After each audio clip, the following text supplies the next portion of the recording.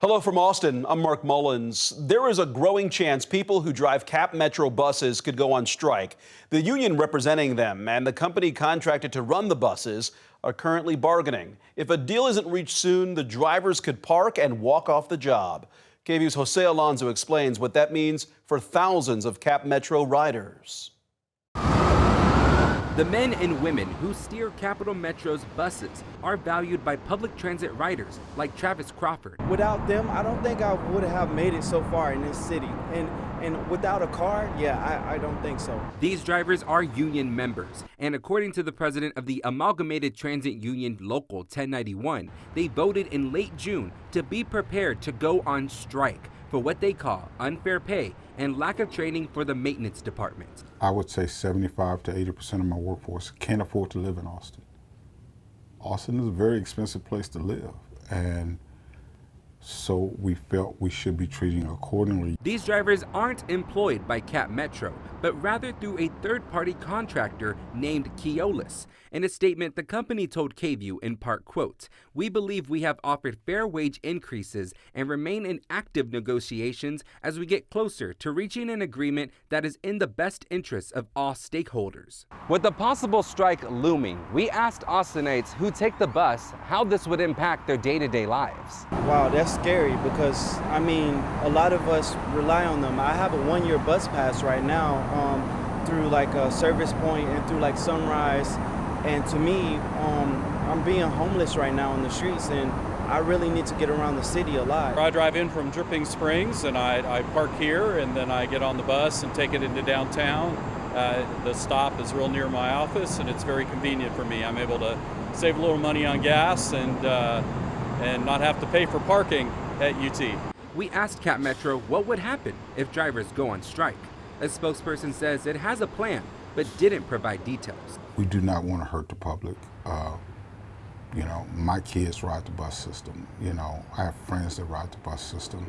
I don't want to impede anybody from getting to work, getting to school, but this is our only recourse. Payne says his members keep the city moving, but that could come to a pause depending on future negotiations. In Austin, Jose Alonso, KVUE News. And the union president says he's scheduled to meet with Keolis tomorrow morning to talk about the ways to prevent a strike. We asked if they don't come to an agreement when strikes would take place. He did not publicly disclose a timeline, but he says that the walkout would happen across the city. On Thursday afternoon, Austin City Manager T.C. Broadnax laid out his proposed $6.6 billion operating budget. He and other city staff say they're balancing cuts and investments. And it is a balance. It's a balance that we'll look at every year as we're looking at what the additional priorities are or what new priorities come up versus being able to continue that needed revenue for not just the current fiscal year again, but future years. The budget cuts $5.8 million in spending on software and IT support. It puts an additional $6 million toward permanent supportive housing services for people exiting homelessness. And it boosts funding for fire and EMS overtime pay. Over the next several weeks, Austin City Council will take feedback on the proposed budget. They plan to finalize it in mid-August.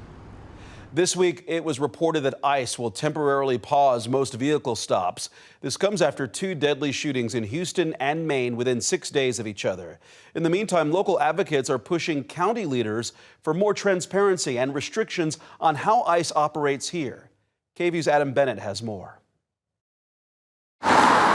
As rain fell outside Tuesday morning, ice filled the conversation inside one local government building. We're living through all of this right now. Alejandro Cáceres is one of the founders of Austin Sanctuary Network. It's one of several groups that showed up at Travis County Commissioner's Court on Tuesday, asking them to push back or speak out against ICE tactics. They are using city grounds, county grounds to not only arrest people, but also process them and sort of stage scouting areas. It's the same message from their protest outside the Commissioner's Court building the previous week. That came after an ICE agent shot and killed Lorenzo Salgado Araujo in Houston. ICE has said it was self-defense after they say Salgado rammed a law enforcement vehicle with his van and tried to run over an ICE agent. But on Tuesday in Washington, D.C., Congresswoman Sylvia Garcia of Houston. What would you do if you were chased by an armed van. Says 2 of the 3 men detained at the scene told her there was not an ICE agent standing in front of the van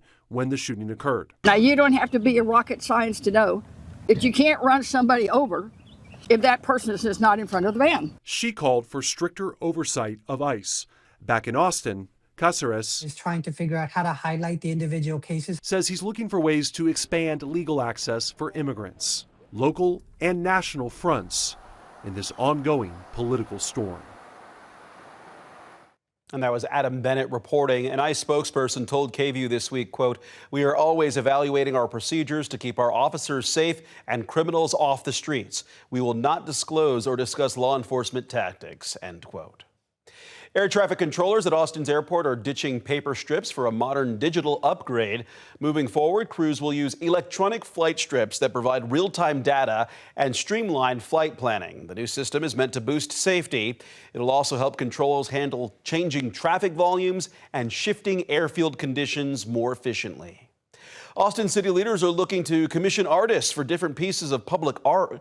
They're seeking artists for projects at the Asian American Resource Center Pavilion, a suspended piece of work at the Northeast Service Center, and multiple pieces of artwork along roads. Selected artists will receive budgets between $90,000 and $300,000 to complete their projects. Those involved say the program keeps creativity visible to everyone without needing a museum ticket.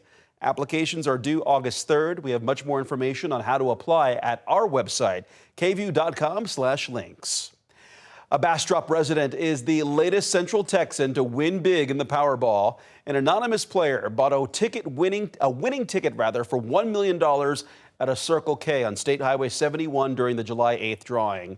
The store could earn a $10,000 bonus for selling that ticket. That follows a $20 million jackpot win in Leander back in May.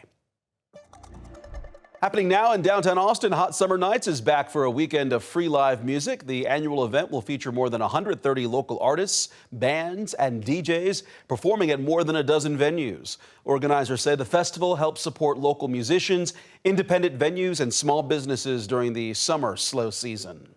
That'll do it for us here in Austin. It's been great having you along. Hope you have a great day.